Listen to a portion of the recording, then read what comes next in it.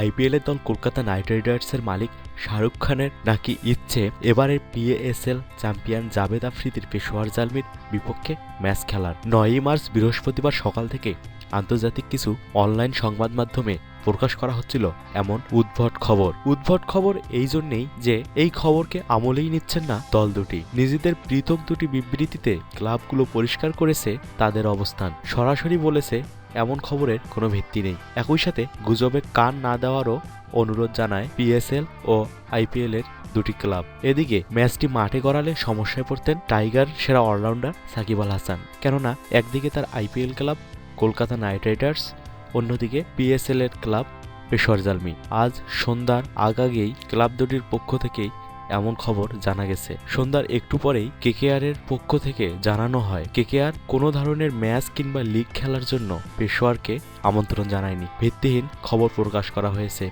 আমাদের পক্ষ থেকে পেশোয়ারের সঙ্গে কোনো ধরনের যোগাযোগ করা হয়নি। প্রায় একই সময়ে পেশোয়ার জালমির মালিক জাভেদ আফ্রিদি এক টুইটের মাধ্যমে জানান, আমরা সবসময় শান্তির জন্য ক্রিকেটকে আমন্ত্রণ জানাই, কিন্তু কলকাতা আর পেশোয়ারের মধ্যকার ম্যাচের খবর সম্পূর্ণ ভিত্তিহীন, পুরোটাই অনুমানের খবর। সকলের জন্য শ্রদ্ধা রইল। উল্লেখ্য, পিএসএল এ দ্বিতীয় আসরে সাকিব পেশোয়ারের হয়ে খেলেছেন, একই সাথে আইপিএল এর 10ম আসরেও খেলবেন সাকিব। তার দল ভুক্তির চুক্তির মেয়াদ বাড়িয়েছে কলকাতা। আমার নিউজটি যদি আপনাদের ভালো লেগে থাকে তাহলে দয়া করে লাইক, কমেন্ট, শেয়ার করবেন, আর দয়া করে সাবস্ক্রাইব করতে একদম ভুলবেন না।